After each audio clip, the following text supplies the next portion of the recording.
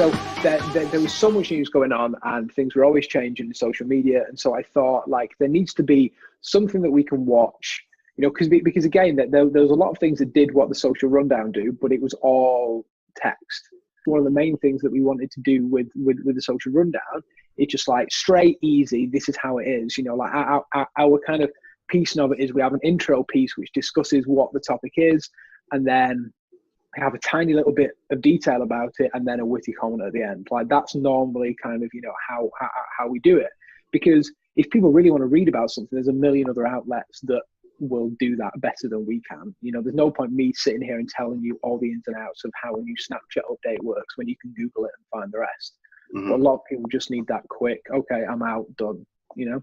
We just want to make our own content. You know, that's kind of our main goal, is one day to not have to work with clients all the time, you know, and instead just work for ourselves, you know, in the literal sense that we just make content. You know, I think the social rundown is one of those, that kind of first step in that direction for us, hopefully one day to be able to monetize that and then turn it into something which is, you know, kind of much bigger. You know, as much as we love working with our clients and stuff like this, you know, I think that original content is really going to have a big push in 2019, and I'm urging brands, you know, to kind of get ahead of that curve.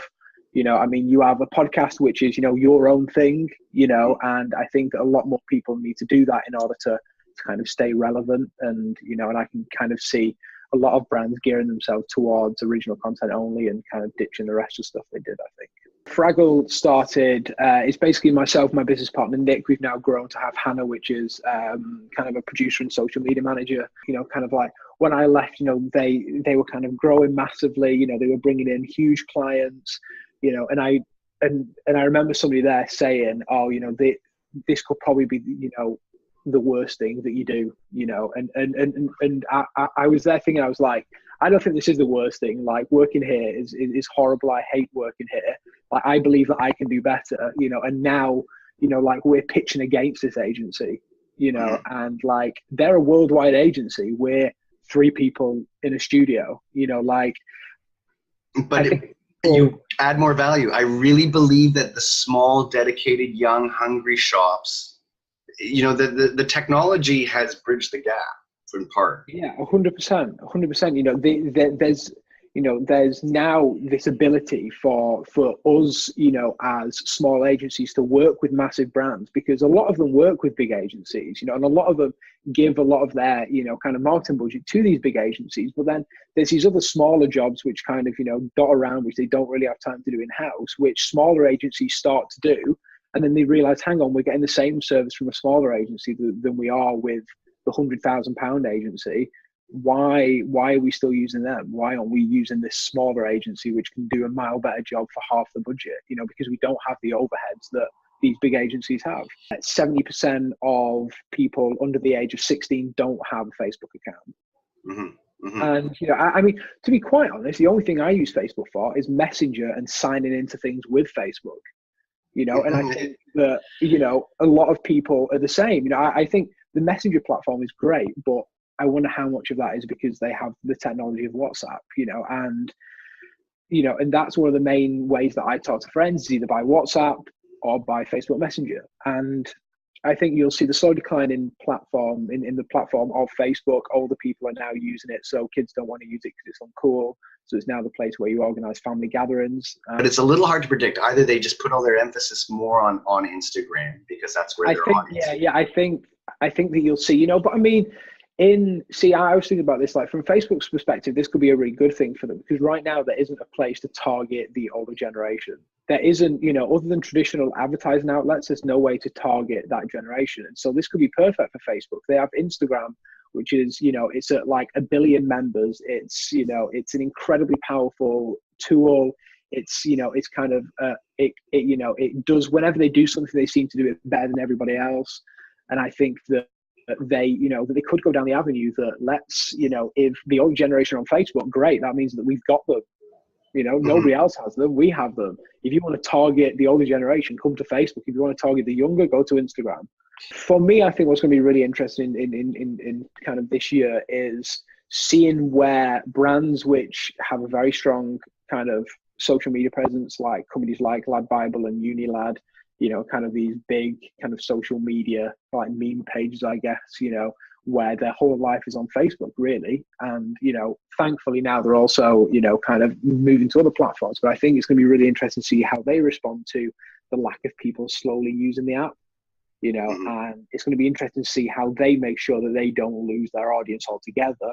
And, you know, which is why I think they've started to create, you know, kind of other pieces of, you know, content. If I was them, I'd be looking at things like Vice and stuff like that, where have been incredibly popular in that kind of generation and have leveraged kind of the social media movement really well, but also have created content for multiple platforms at the same time. And then leveraging that huge audience and that huge following that they already have in order to push people to other platforms.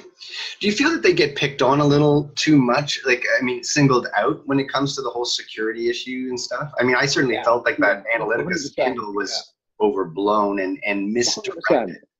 Yeah, I mean, Google have leaks all the time. You know, Google know more about us than anybody else, and nobody really seems to mention them.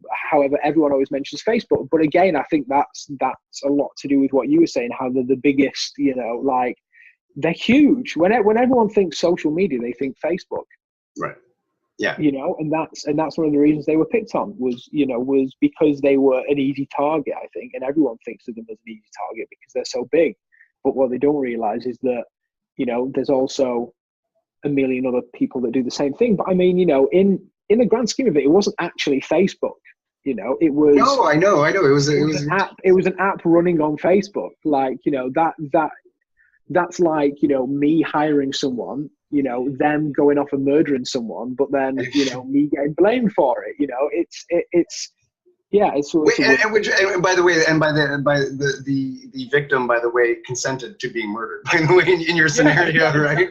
Yeah, exactly. You know, it's such a weird thing that Facebook got blamed so heavily for it. Obviously, it was using their platform and it was using their, you know, kind of service. However, really, you know, it was more of a loophole than it was a problem, I'd say. Ninja was playing Fortnite, and I personally think he alone was responsible for how big that game is. Like, you know, my kids spend hours watching YouTube videos of other people playing Fortnite.